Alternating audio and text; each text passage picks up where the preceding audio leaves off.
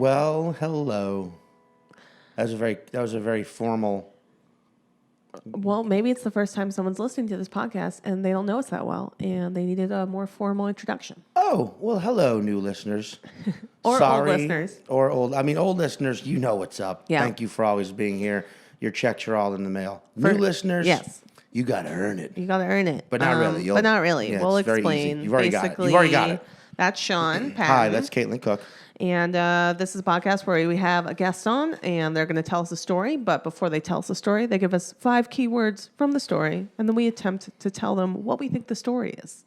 And we always nail it. We're completely right every single time. Every time. It's like we're inside their heads. It's really, like it's really spot on. Soon to be inside of yours. Yours. So this week, our guest is Kate Willett. You might know her from her Netflix 15-minute special, or her own podcast, Reply Guys, or being a correspondent on the Jim Jeffries Show, or just generally being a funny, cool lady about town. All up in that comedy world. Very funny, very cool, very interesting journey she shared with us. Yes. I encourage you listen to it. I agree. And take the journey about her journey. Take the journey about her journey. Also, we didn't talk about this on the podcast, but I think this story is so funny. Can you share the story about when you guys were flying to Australia together? We did talk about it on the podcast. No, we didn't. Oh. The whole story? Just the window story. Yeah, basically, we were flying to Australia to do the Melbourne Comedy Fest. Kate and I were seated next to each other. We're seated? Seated, I like to say that. We were sat next to each other? We're seated next to one another. All right. She had the window seat. We were on a Qantas flight. They use cutting-edge technology as far as airplanes are concerned. It's the airplane windows that don't have the shade that you pull up and down. They just dim. Dimmer, yeah. They dim. It's very weird. So they naturally it's an overnight flight, 14 hours. They dim all of the shades while we're flying over the Pacific and it's just black outside. Yeah. Well, you watch movies, you fall asleep. I wake up the next morning. It's hard to say next morning when you're on a flight, but 6 hours later or whatever. Yeah. I wake up and Kate's just staring out the window, and now it's daytime, right? And because all the, everyone's sort of waking up, she looks over at me when I wake up. She goes, "This is crazy. Look how purple the sky is." And I was like, "What?" She's like, "It's so purple. It must just be because we're over the ocean." And then right then, the flight attendant shows up. He's like, "Hello, what can I get?" Terrible British or Australian accent. "Are you ready for breakfast then?" It's terrible. No, it's so bad. It's almost Scottish. Anyway. But, and before I can say yes, Kate goes, "Is the sky always this purple over the Pacific Ocean?" And the guy kind of laughs. The flight attendant goes, "Do me a favor, push that button." And then it undims because it was simply dimmed, giving it a purple-like hue. And no, the sky isn't purple. It was bright and sunny. And Kate just looks out the window for a second and then looks over and she's like, "I'll have a frittata." Hi, thank you for sharing. I love that story. She's wonderful. She's so great. Speaking of great, where are you at this week? This week I'm doing Sagerbot Show Packed Lunch. Is that what it's called? At Local 61. Something about a lunch. That's the show at Local 61 Borum on Hill, great show. Wednesday in Borum Hill. Mm-hmm. And then I'm doing Bitches Brew at Hollyards Friday. But what I'm really excited about is Another Good God on the 17th. So next Tuesday, next time an episode comes out. So buy your tickets Rufio. for that now. Come hang out. All right. What are you doing? The 12th through the 14th, I am at Comics Roadhouse at the Mohegan Sun in Uncasville, Connecticut. It's good. It's actually a nice casino, but the club is good. It's fun. Family-run business. Shows are good. Shows are great. Come check one out. Come check 4 out. There's 4 exactly. Yeah. 1 Thursday, 1 Friday, 2 Saturday. Come check them all out, or just 1. But if you want to come to all 4, do it. I'll get you a deal where you pay for all 4 tickets. Okay. Well, come see us. Go watch Kate as well. She will be at the Velve in Austin, Texas on the 12th and 13th, I think. Let me double check. Yeah, that's what it is. 12th, yes. 13th. No, 13th, 14th. 13th, so you're 13th right. Yep, and 14th. And then dates. she's back in New York at Caveat and the Stand on the 15th and 18th. Yeah. So check us all out. Enjoy the episode. It is a doozy. but a positive doozy. Good doozy. It's a good doozy. Rolling. Right, keep going. What was it? Rolling. Keep going. Rolling down the river. That's not correct. But for today's episode, it is. It is. As our lovely friendship-driven guest, our... I get teared up when I announce the guests. I do. Yeah, that's a normal thing that we do. She and I were doing shows in Australia a year ago, and she made me laugh every day. Kate Willett. Yeah. Hello. Kate Willett. Kate and I actually did an episode of a podcast of mine that never got released. I just realized that. Yeah. We did. And there's basically stuff in there that if it got out, we'd be wanted people. Oh, yeah. Wanted by the I masses would be because it was fired so from good. SNL.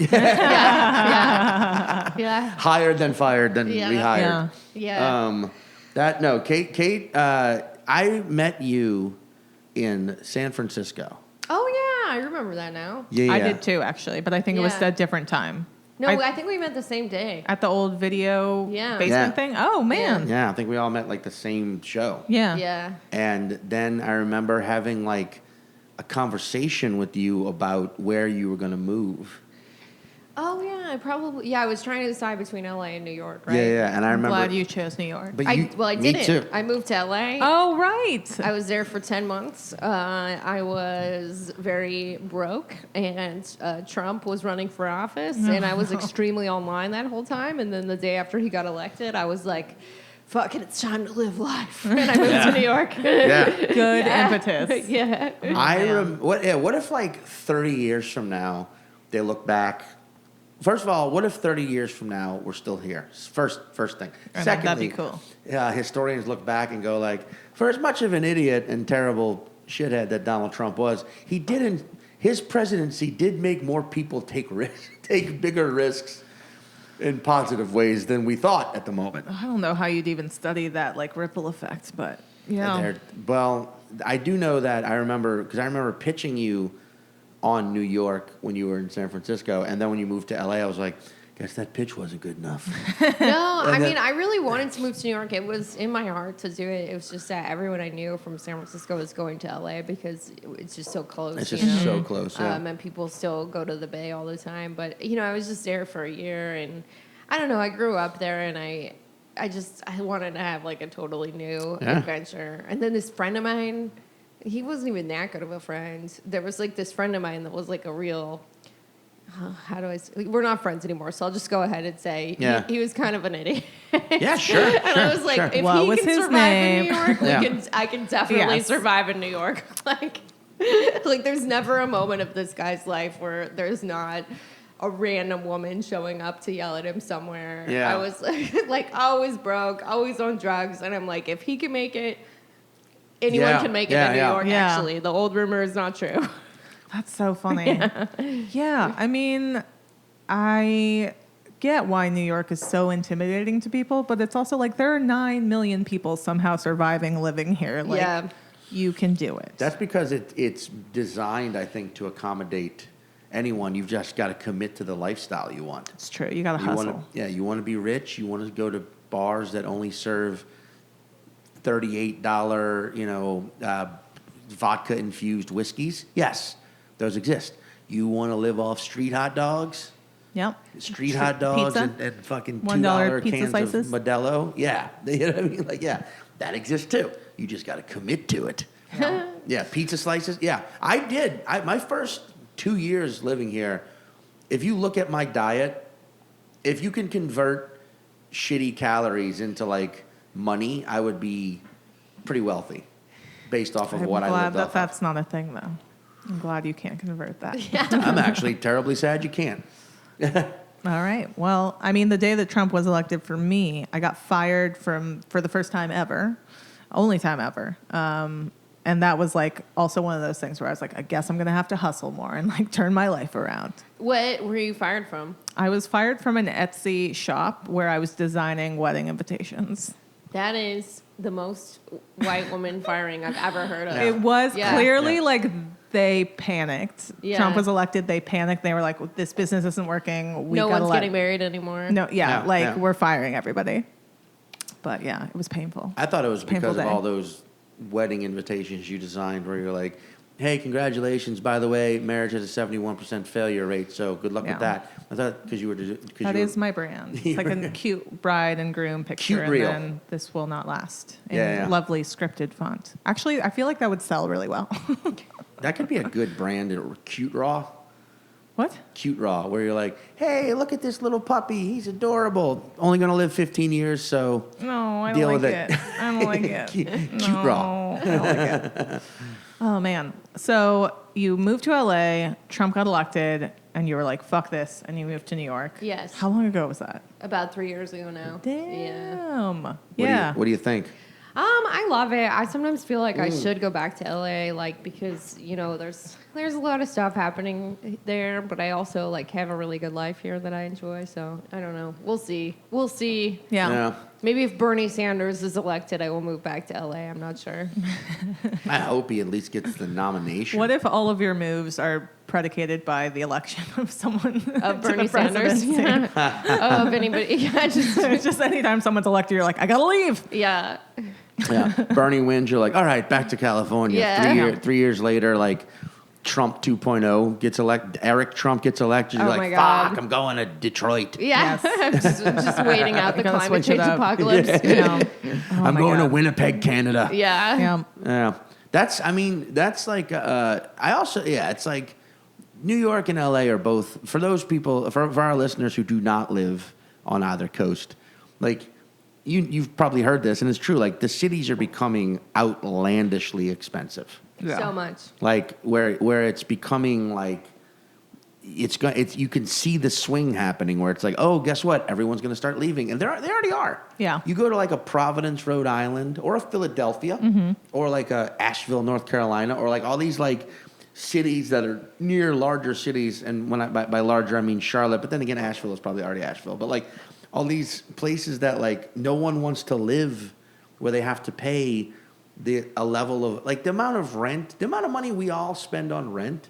Think about logistically what you could do with that instead. Yeah. Well, I think for people who have kids, it's even like way worse because apparently for my friends who have kids here, childcare costs like, I don't know, $10,000 a month. Like it's an insane amount of money. Yeah. It's like more than any of my friends make a month. Yeah, it's Yeah. crazy. I recently babysat for a friend because their daycare got shut down, and I was just like, yeah, I'll do it. I'll fill in, and like they paid me what they would normally pay a babysitter, and I was like, yep, made more in this week than I would have in the whole month of Oh my doing God. other things. Daycare got shut down, turned out, because they were running a child labor racket. Yes. Because they were running baby dope. Yeah.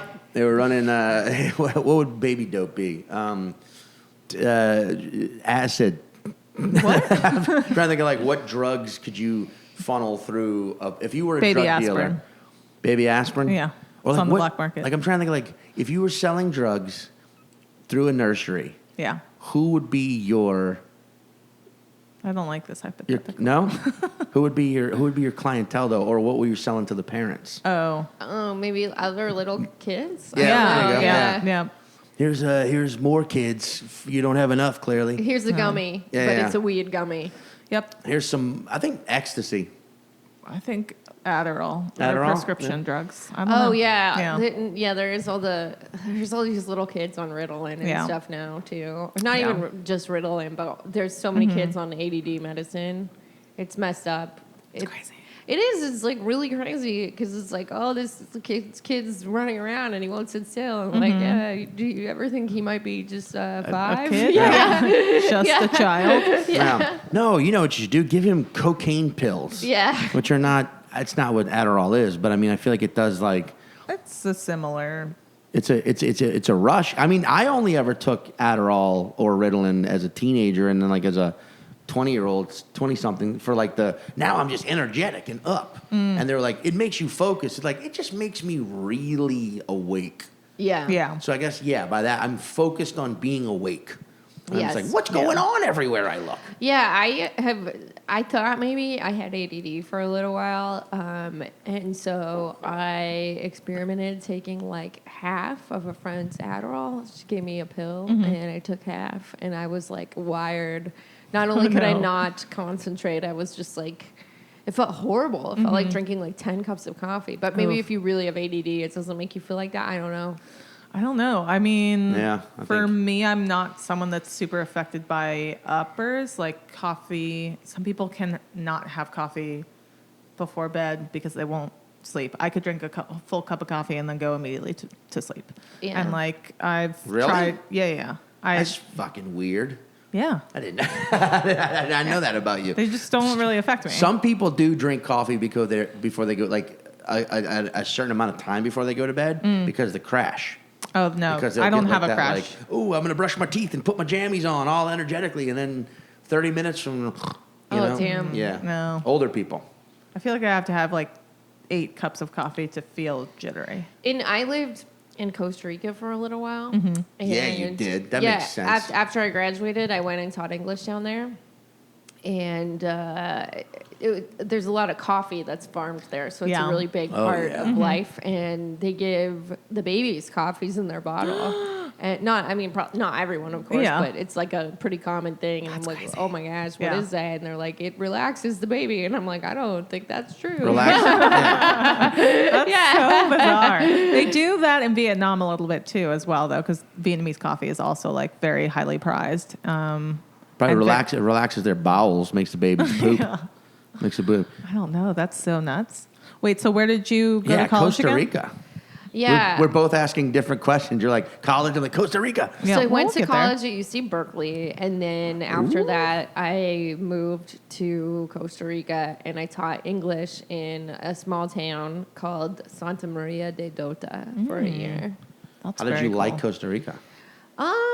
Well, I mean, it was really cool to live in Costa Rica, but I didn't live in a city or anything. Like, I lived in a pretty rural place, which was cool for a few weeks, but then I did get really antsy, I think, as I would in any rural place. Like, Costa Rica is an awesome country. When I went to the city and stuff, like, I had a lot of fun and made friends and stuff, but I don't know. I think I just do not have the type of personality to live on a farm. Yeah. You think you do or don't? Don't. No. Were there other like teachers that were American, or you were sort of on your own? Yeah, and there was like a couple other people. I went down there with a person that I was married to. No, we weren't married at the beginning. We were in a relationship at the beginning, and she was in the Peace Corps. So I hung out with her a lot, and then there were like, I don't know, maybe 5, 6 other Americans kind of within an hour distance. I mean, we didn't hang out with them a lot. It was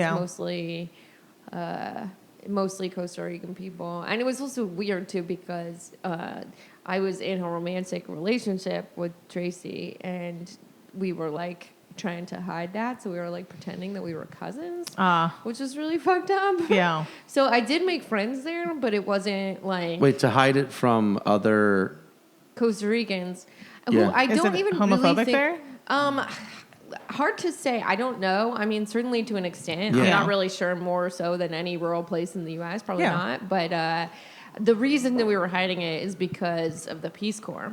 Oh, really? The Peace Corps at that time would kick you out for being gay. What the Yeah. fuck? I did Yeah. not know They that. changed it, but like I would hope. they changed it in like 2015. That's too late. Yeah, it was way too late. So Yeah. crazy. I mean, you have peace in the title of your organization. Like, it seems like you can't throw out anyone. It's like you have to try and accept everyone. Yeah, I mean, You the know? Peace Corps It's- is yeah. the It's a Peace Corps is a weird weird organization. organization Yeah. because like people I think ostensibly go down there with like this idea that they're gonna like do projects and stuff, and probably some people do. Like it's all varied. There are Yeah. like water experts who go like build water systems and Yeah. stuff, but a lot of people who are in the Peace Corps Or trying to escape something. yeah, maybe, but it's also like a lot of people who are like, teaching English or, like supposedly like helping people start businesses, because they're like recent economics grads or whatever. And Yeah. I mean, there's just, I think it is mostly about like having like an interaction, like the people there meet like an American, and then they're like, oh, okay, well, this person's like nice and I like them, so maybe Americans are good, and then like that person like, you know, goes back to the U.S. and is like, oh, I had this experience in another country. Yeah. And it's more, it's not so much even about the project. I mean, there are things about the Peace Corps that are really weird, and there's more to say, but mostly the two of us didn't do anything when we were down there. Mostly we like just lived on a farm and chilled out and took a lot of walks. Damn. That's interesting because when you said you think you don't have the personality to live on a farm, something I do every time I interact with friends of mine, even or people I don't know, people I do know, I think of like, what would their job be in the post-apocalyptic community that hopefully we all end up surviving and living in. Yes. And you are someone who I can easily be like, yeah, Kate would fit in. She would be like a programming director for like, you know, like for like Wednesday night, like Kate gets Wednesdays and Fridays, and hey everyone, Kate's got an idea. We're all gonna hook up with. We're all gonna be gay for a night and hide it from each other. It's like a murder mystery, but no murder, just sex. A sex mystery show. I think I could probably live in a. I think I could live in like a post-apocalyptic farm commune. It was really like, if I could live in the woods, but it would have to be like with some friends. Yeah. Like that was just a really isolating experience because it was like in another country. I didn't really know anyone. Yeah. And I hope you can live in a post-apocalyptic commune because it'd be funny the one person who's like, everything falls apart, communes are popping up, and then there's one person who's like, I don't know, I'm just like a loner. Yeah. I'm just going to stay out here in the ashes. Yeah. No. And scavenge for food, for bones to suck marrow out of. No. It's hard to say what'll happen. I don't know. I think you would be someone who it's like, hey, we've got Kate Willett's part of our commune. We're lucky to have her. Yeah. There is a pioneer wife inside of me. That's right. There you go. So I'm getting that, maybe the time will come to let it out someday. Yeah. Hell Now, can we bring up, before we started recording, it just, for date-wise, it's 2 days after Thanksgiving currently. Yes. Yeah. We were like, what did you do for Thanksgiving? And you told us. Yeah, I went to upstate New York to like a wooded area, and I went with two of my friends, and we took mushrooms together. We did kind of make something resembling Thanksgiving dinner, but it was just like it was like some mashed potatoes and some cranberry sauce. But then mostly we just took mushrooms. Yeah. That's awesome. I mean, it was. I don't know. Like, I mean, I think. My family doesn't really do that much for Thanksgiving or just like any holidays really in general, but I still want to have like an experience. And I was like, okay, well, like this will be a gratitude type experience. Yeah. Going to the woods and taking some mushrooms and reflecting on what is good about the people in your life. Yes. Did you have a cabin or you were just was out like there a in house. tents? Yeah, okay, it was cool. it was like an Airbnb. Yeah. For the past couple big birthdays that my brother and his now wife have had, we've done like the cabin tripping experience. I love gratitude. it. I mean, I don't know. Great. I'm like starting to talk about this more, and I don't know how much I should talk about it because mushrooms are illegal, and also there are a lot of people who judge them. But I do feel like psychedelics can be a very useful tool in having a happy life, and in my case, I don't know, maybe better mental health. Like I think it's helped me with like anxiety and depression. And I don't do it all the time, probably like a few times a year, but I don't know. I think they're great. Yeah, I agree. I prefer the like weekend with friends and we're all in the same place in nature experience. Yeah. But some people that I know are really into microdosing, and that's like becoming more popular as well. Yeah, I have microdosed before, but I did not enjoy it necessarily. Yeah, it's not the same experience. It kind of made me feel like I felt on Ritalin, like just a little edgy. Yeah. You're like something slightly different, but Certainly. I mean, as someone who does not partake in psychedelics. I agree with you still. Like, yeah, psychedelics are fine if you go into the right situation and you take the proper amount and you're with people who can guide you through the freakouts and enhance the good parts. They're fucking great. Because I'm someone who realizes that you cannot be on board with something but still be into it. You know what I mean? Like, hey, just because I don't do it doesn't mean fucking no one should. Yeah, I mean, like, I don't... Everyone should. I would love, like, as a comedian, give me a fucking audience full of people high on marijuana or just kind of coming down the last hour of a shroom trip over a shit-faced drunk audience. Yeah. Any day. Yeah. Any day. Give me a stone-cold sober audience. But, like, I love being around people when they're on mushrooms. Yeah. I love fun. it. Yeah. I don't drink.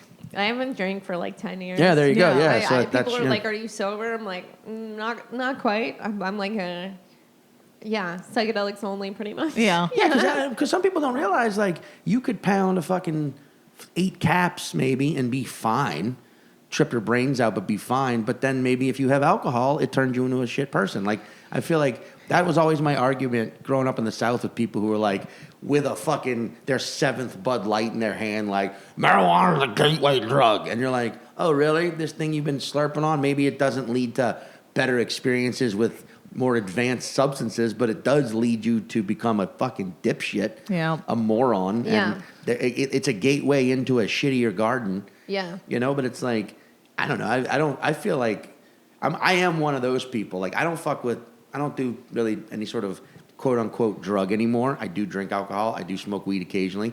But, like, I am a huge advocate of, like, fucking legalize take away the crime element, but also, like, maybe some people could use psychedelics can provide that mind-opening experience from time to time. Yeah. Maybe some people could use, like, what if you fucking gave Newt Gingrich, you know, a glass full of shroom tea and it opens up his mind? And I think that you should, and let's say I ever am in the position to completely redesign society. in the commune, this is your part. I think you should have You're the psychedelics director. You have to trip before you assume any kind of political office. That's actually a great idea. Because shrooms, see your truth, man. Yeah, any psychedelics, they like really, I think, increase your empathy. You know, and there's just like certain things that don't really make a lot of sense anymore once you've taken psychedelics, like just I don't know, power,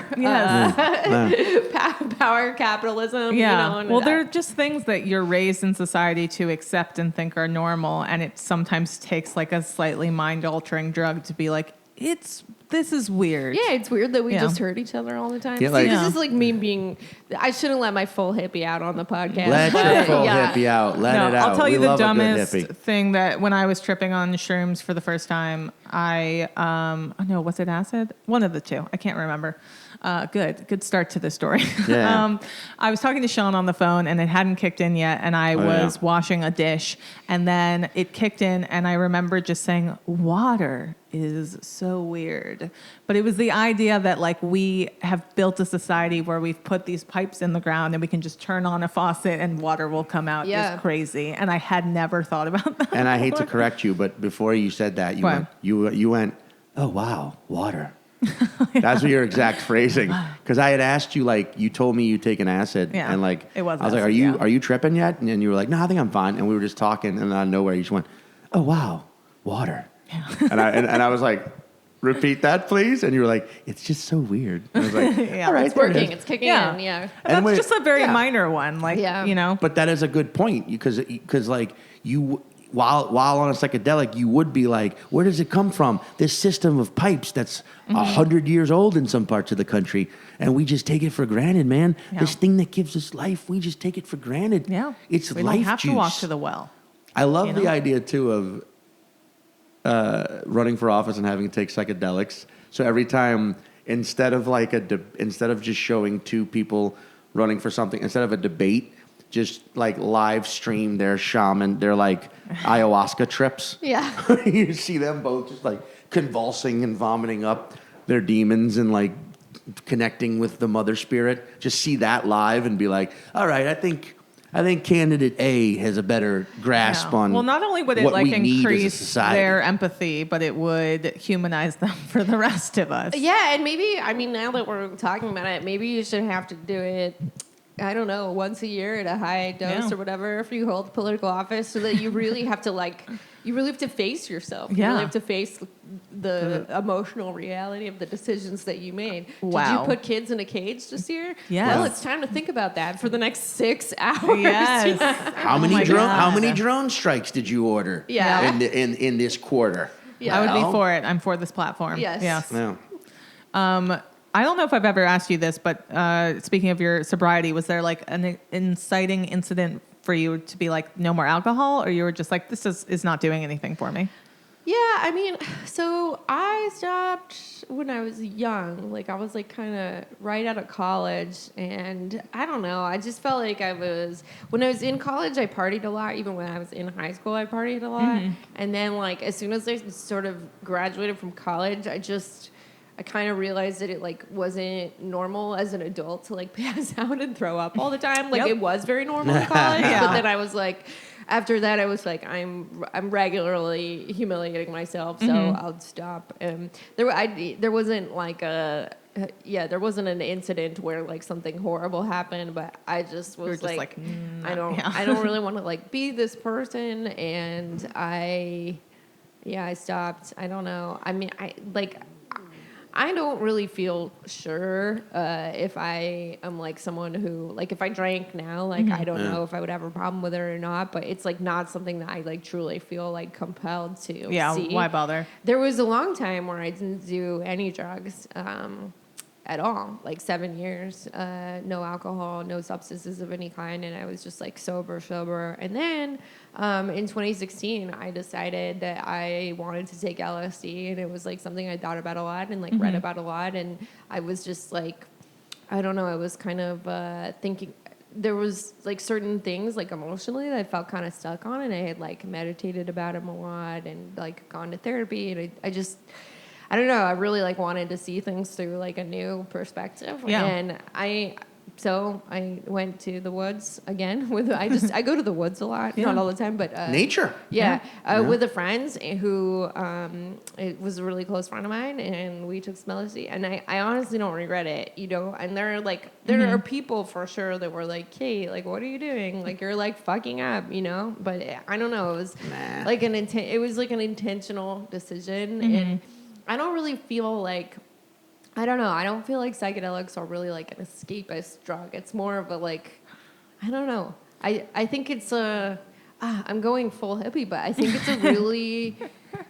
No judgment here. I Safe think it's space. a beautiful Go for tool it. for those who are called to it. Yeah. Like, I think Yeah. that if there's... I obviously think there's like many ways to work with your own mind and get to know yourself, but that's one way. And Yeah. I think it can be really helpful to people. It has been to me. I agree. I mean, like the science around the brain, we don't understand the brain. We don't even really understand why we sleep. Yeah. Like and everyone's brain chemistry is really different. And the more that we're learning about it, the more it's like, well, why is it okay that you take like Benadryl or something that tricks your brain into like clearing out your sinuses, but not something that for 6 hours you might see the world slightly differently? Yeah. Clear out your mental sinuses. Yeah, You might- well, totally. And they're doing like a bunch of research now that is like just showing that it really helps people with like trauma and all kinds of like mental illnesses, depression, anxiety, OCD, and I don't know. I think any drugs that are like fun at all are very stigmatized, or maybe not anyone. I mean, but like the opiate painkillers that people take, like that shit really fucks people up. Yeah. Like,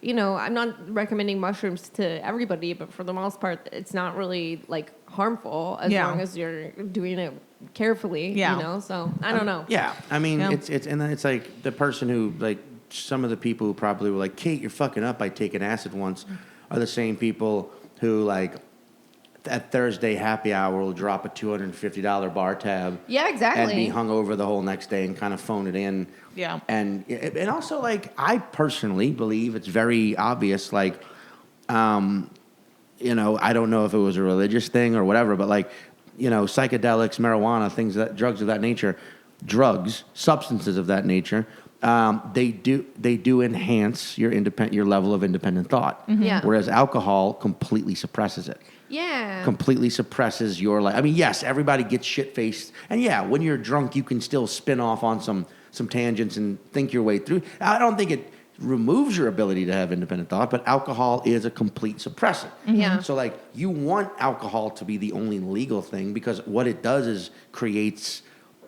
entire civilizations of just sort of like docile people. Yeah. Because Yeah. they're fucked up, they stop caring. Yeah. You know, that's why any of us drink is to let go. Yeah. Yeah. Whereas like weed, shrooms, acid, these all enhance your ability to think outside the box. And that's the last thing any fucking overseer wants is a society full of people thinking outside of the box that the overseer needs them to stay inside of. I love this. So that society can function and benefit them, the overseer. You know what I mean? Yeah. It's like I do, yeah. Alcohol is religion. It's the same thing. It's meant to control the masses. Yeah. And like, I like drinking. I like getting fucked up. But I am fortunately, I don't think I'm someone who needs No, you substances don't. to think outside the box. And I'm very fucking grateful to be that person. But at the same time, I also know there are people who the idea of anything outside of what the boundaries that are set by them for society is terrifying. So they don't want that, and they certainly don't want other people doing that. So they attack the thing that they think creates it. When in reality, you, I think, even without LSD in your life or shrooms, would still be Kate Willett. A weirdo. You would Yeah. still be you. Yeah. No, I think so too. And I mean, I but also, it only enhances it, and it's good, you know? Yeah, I mean, I don't know. And there's like a lot of different ways to think about the world differently. Traveling, Yeah. meditating, reading books, you know. The Peace Corps.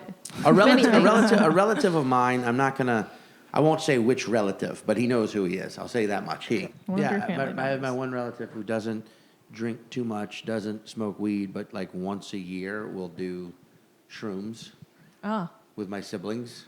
And it's very like, it's like he gets his opening up for the year, you know? Oh, That's that's cool. awesome. I feel like it's just like you think about people want to fucking trash psychedelics, but you think about all the if alcohol had stayed, if prohibition had stuck, right? Ugh.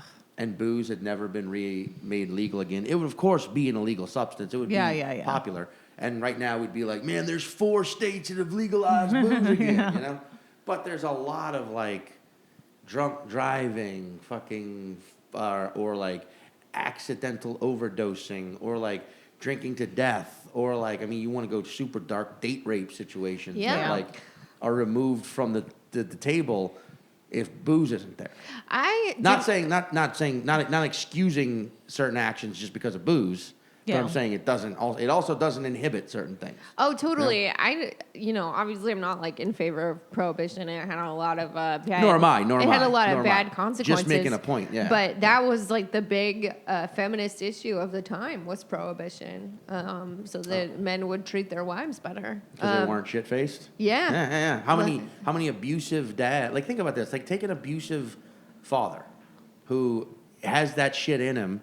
When he's sober, doesn't do it, but when he drinks, flies off the handle, right? Yeah. Now replace that where he doesn't have booze as an option, so he fucking takes a few bong hits, and was angry before, and now just high. And maybe when he was angry earlier and sober, he's like, "I'm gonna beat the shit out of my kids," and now he's high, and he's like, "Wait, I was gonna do what?" He's like, "This is a pretty good cartoon you guys are watching. Yeah, Can yeah. I join in?" I'm just are gonna the hang future. out, man. I'm gonna buy you something instead, man. Yeah. I'm sorry. You guys want a flat screen? You guys still have, you guys got those chicken nuggets in the fridge? Yeah. Yeah. Oh my God. Yeah. The world would be a different place. But also, I know there's millions of responsible drinking human beings, Yeah, myself being totally. one of them Of sometimes. But and like the worst thing I'm gonna do is eat an entire loaf of bread while I rewatch episodes of Breaking Bad. So Disagree. what's the worst thing I'm gonna do? Pee the bed. That's bad. Okay. Oh, damn. Yeah. Bringing up serious stuff. Hey, you know what? You wrote a whole show about it. I'm allowed to air it on Yeah, the I podcast. don't. I'm not. I zero shame. I feel. Yeah. I mean, except for a couple of the beds. Speaking of beds, where dreams are had Yeah. And experiences are... How are you going to wrap this Oh, up? hold on. And experiences are woken up to, and you look back and you go, man, that was crazy. Yeah. But you know what's crazier? Real life. Yeah. Kate, can you tell us your what real is- life story in only 5 words? Oh, okay. Boat, divorce, chicken, dog, dad. Cool. All right. Well, this story, I believe, is you said you spent some time in Costa Rica. Yeah. Where there, Costa Rica has a very interesting, a very interesting. What's the word I'm looking for? Celebration. Like every country has weddings, and then a reception where they celebrate the wedding. In Costa Rica, it's a custom. They also celebrate divorces. Yes. Right? They have divorce celebrations, and being there one time, you were invited to one of these, and it just so happened to be on a boat, because Yeah, it was they a do it boat. up. It's like as big as a wedding. Yeah, So you're on the boat, just enjoying this divorce party, and the boat driver starts to get a little tipsy. which the boat driver, which is the captain, Yes, the boat driver, the driver of the boat. the driver of the captain, boat. starts to get a little tipsy, and the laws are not super Maritime regular. laws are Maritime very laws loose, are. yeah. So he starts playing chicken with some other boats in the harbor. Right, which is this frightening thing, but everybody's kind of partying, and they're like, "What is life but a game of chicken with someone else?" Until they back down, and that's what divorce is. Yay! Yeah. It's frightening. But then he starts, at one point, he's playing chicken with a giant ocean liner, and you guys are like, all right, man. Hey, Captain, the ocean liner isn't going to move. Yeah, it can't move quickly. And people are shouting at the captain, and that's when everybody realized, like, oh, shit, he's passed out. Yeah, but he wakes up because on the ocean liner, a dog barks. And for some reason, everyone was shouting at him, this dog barking in the distance. Cut through all those shouts. Wakes him up, and he swerves at the last minute. You're so close to the ocean liner that you see on the deck with the dog is your dad, who you haven't seen in many, many years. And that, again, is how you rekindled your relationship with your father. On a boat divorce party. So that's, to recap, you were on a boat, you were on a divorce party on board a boat outside of Costa Rica, partying, playing chicken with other boats. Yep. The boat driver of your boat, that's what we call him, captain. got too shit-faced, passed out. Everyone thought they were going to die until the dog barked and woke him up. And as you passed the ocean liner that you almost collided with, you saw your own father and were like, Dad? Yeah. And now your relationship's pretty good. Yeah. Did we nail it? Yes. No, you didn't. Well, yeah, no. One day we'll get close. I Yeah. know. One day we'll try to get close. What is the real story? Okay, so about midpoint through the time I spent in Costa Rica, I got married to the woman that I was with. In Costa Rica? No, we flew back to the United States okay. and got married. But it was a domestic partnership at the time because same-sex marriage was not legal in California. I moved back to California. She was still on the Peace Corps. But then she came home, and we lived together for a little bit, and we were going to move to New York, which was like my dream. Like her dream was the Peace Corps.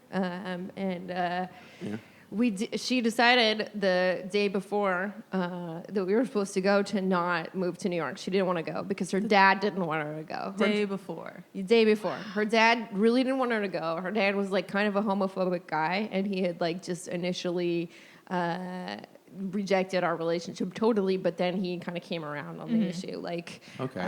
when he first found out, like, he was so mad, and then eventually he came to some acceptance, but then he was like, no, you guys are not moving to New York. So I had to already quit my job. Oof. And I had Where was she from?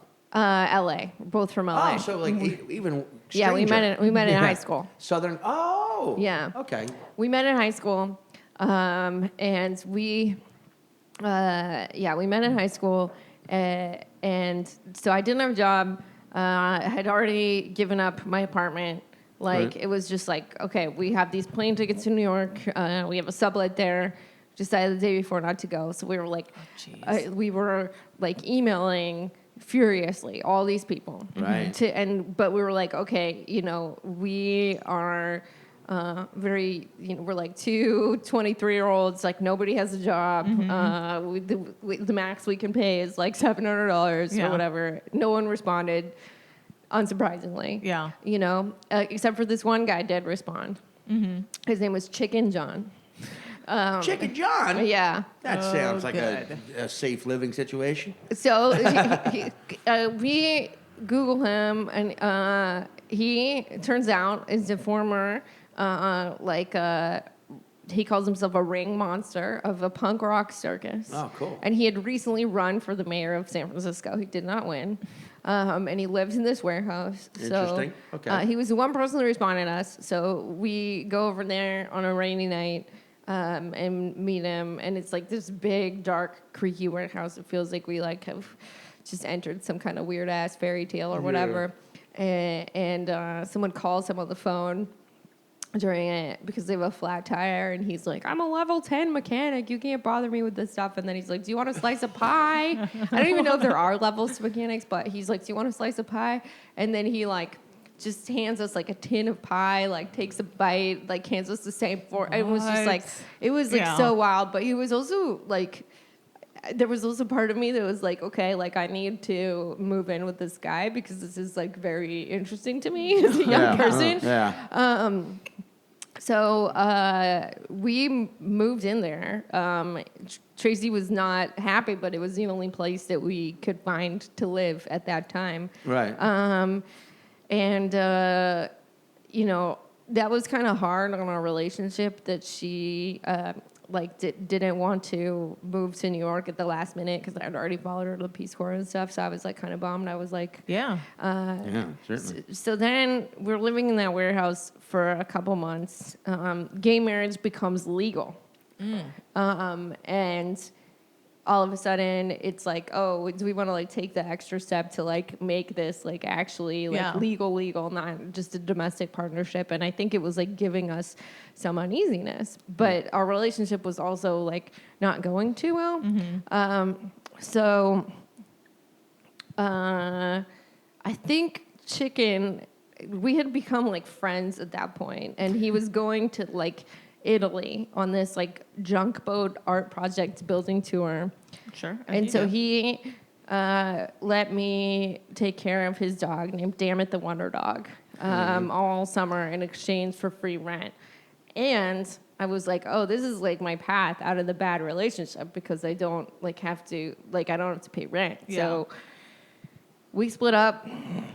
Her dad came over. He gave me this whole speech about he gave me this whole speech about how I was failing in my responsibilities as a man by trying to be an artist. He's like, you're not going to be the next John Wayne. I'm like, I'm not trying. But I was a young theater person. And so it was all of a sudden it was instead of being vilified for being a lesbian, I was oh, I'm failing as a guy somehow, which was so weird. But then after that, I was kind of all right, what do I do? And so I spent a year hanging out with Chicken and a bunch of friends, working odd jobs here and there. I was doing a lot of babysitting, but I spent a lot of time actually just building boats out of junk with these hippies on various reservoirs and rivers. And it was a fun time in my life after all. This That's is one of so the fun. rare instances where it feels like the stories were swapped. What do you mean? Where we had the actual story and Kate's the one making it up. Oh, but it's so outlandish. That's so crazy. funny. Yeah. That Chicken does John. feel like what you should be doing when you're 23 on the West Coast, though, for some reason. Yeah. That feels very fitting for me. I feel like it's funny, a guy named Chicken John who's I'm a level 10 mechanic, don't. But if any other, if a neurosurgeon was what? I'm a neurosurgeon. Take that hemorrhaging person somewhere else. I don't have time for this. I'm not an ER doctor. Boo. Chicken John, I feel like I've heard about this guy before. Yeah, I mean, he's like kind of like a San Francisco celebrity. Yeah, he's yeah, really nice. yeah. I mean, like the thing is like when I first met him, I was like very intimidated by him because he was like, you know, yelling a lot and it just seemed kind of gruff. The weird turn in the story is that like he actually saw that like I was a young person in a relationship that was not good for me and like offered me like a genuine path out of it to a different and so it was just like, oh, okay. Like it was just like I thought that I mean it just could have gone a different way, right? Like if we had ended up like in another living situation, would I have stayed in that relationship for like another probably not forever, but for another few years probably, you know? So it almost seems like Chicken John is the personification of shrooms in this moment. I guess so, yeah. You're like, gives you the moment where you can see past yourself. Yeah. And into a better way. Yeah. Because that is such a crazy turn of events, too, that like the dad's somewhat of a bigot. And then it was like, all right, I accept you. And then it's like, now you're fucked up. Yeah. Now you're you're the husband. Or not here. a man enough for my daughter. Yeah. It was so weird. It was. I think like I do still kind of have some like empathy for men from that because I'm like it really sucks to have a social expectation to be a breadwinner. Yeah. Yeah. Oh, yeah. Was there any thought in your mind of like, well, I'm going to go to New York without Tracy? Or you were just like, well, like we're a team? No, I didn't think about it at that time because I still wanted the relationship to work out. But I did go to New York, but it was like almost a decade later. Wow. Yeah. That's nuts. I mean, that's like I feel like a very, that's almost like, what am I trying to say here? Like that story is like a great, like, it's like a prequel episode to the Kate Willett series. The Kate Willett Yeah, of the managing in the post-apocalyptic world. It's like the prequel. It's like, well, hey, you know how to build boats out of junk now. Yeah. Which yeah, is a exactly. very important yeah, skill. Yeah. You know, exactly. That is a massively important, like, what do we got? A table, a tire, a pair of Nikes, You could. and an umbrella? We're fine. We'll Yeah. be fine. We got this. That's so nuts. Oh my God, yeah. And Do you know, like, are you in touch with Tracy at all or know what she's doing with her life? Sometimes, yeah. I think she's happily married to someone else. I don't really know what they're up to totally, but it seems like a good relationship. Yeah. I'm sure that she's grown a lot as a person, yeah. as anyone over a decade or whatever. Yeah. She's a nice lady. I'm not trying to. Oh, no. Yeah. We You were didn't all paint her in bad any when bad we were light. 23. Yeah. Yes. I feel like if I had heard your story before I went and saw Beast of the Southern Wild, I'd be like, I've heard this one. I don't know what that is. What is Beast? It's a movie. It's a movie basically about Katrina. It's set in New Orleans.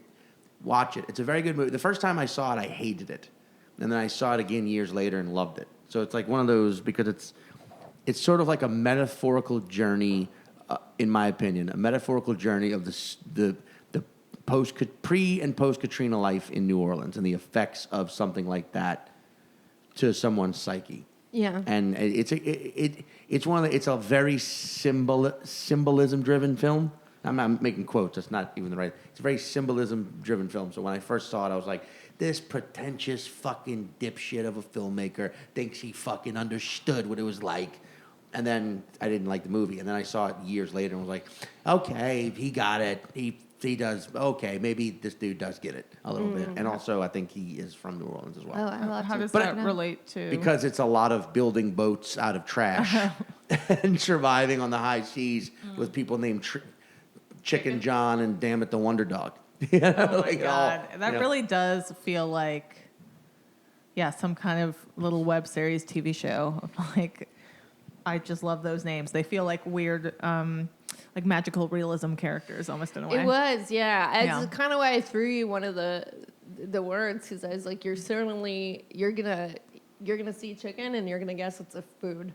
Yeah, which is Yeah. why, and we try and do this sometimes. It's like we are, what? I was going to say, don't give away the formula. No, not the formula, but just like sometimes we'll see a word and we'll be like, that's too obvious. Like, someone's trying to trick us. But in this case, we would have never been like, hey, there was a guy named Chicken John. Yeah. Yeah. I mean, now I want to know how he got the name Chicken John. No one really knows He for lays sure, eggs. but Yeah. I think that, I think he grew up in an area where there was like a lot of other people named John, Yeah. and he just got. Like all the Johns got a nickname to like differentiate Yeah. between them. So I would love if it was like Horse John, Cow John, Yeah. Chicken John. That's what I miss about what San Francisco used to be. Yeah. Dude's named Chicken John. Now it'd be a dude named Jonathan Chicane. Oh my God. Chicane, CEO of Egg Popper. It's a startup. Yeah. I was looking on mushrooms yesterday. I was looking at me and my friends. We pulled up a picture of Elon Musk, and it's weird because he's like, he's a billionaire. He's like one of the most powerful people in the world, but he's also a tech bro, and like it's just. Like at the core, really, he's just like a guy that we would not fuck. Like, no way. He's just like a gross dude. Yeah. Yeah. Yeah. Oh man. Yeah. Money The tech corrupts. situation in the Bay, like my brother lives in Oakland. Like I grew up driving up to San Francisco from LA. Like there was this magical world there, this artistic scene that like just can't exist anymore because you can't afford it. Yeah, there's still some. It's mostly in Oakland now, but it's all, I mean, in San Francisco is like I don't know. It's just I just spent some time there like last week, and it is just it really is like, wow, this is like what happens to society if these current trends keep continuing. Like there's just such extreme inequality. There's like a luxury high rise with like Homeless people scattered. in front yeah, of like it, tents, and it's just like. It's a city that's always been on the forefront of art, music, free love, and now dystopia. Extreme. Now late stage capitalism. Yeah, here we are. That's interesting to look. Yeah.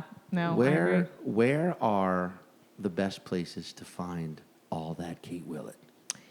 So I am on Twitter at Kate Willett with 2 L's and 2 T's. I have a podcast called Reply Guys, and you can find that on Twitter at Reply Guys Pod, and it is a socialist feminist comedy podcast. Get it. We do talk about late stage capitalism, billionaires, and sometimes psychedelics. I don't know. It's a fun podcast. I like it. Check it out. And then my website is katewillett.com. I have upcoming shows on there. Sweet. Yeah. Cool. I highly and beyond recommend seeing Kate live. Even before Australia and when I met you back in San Francisco, you were always super funny and super you. Yes. Oh, well, thank you so much. I really appreciate that. And thank you for coming on, but also go see Kate. Thank you. Do it. Yeah. Okay. Bye-bye. Bye.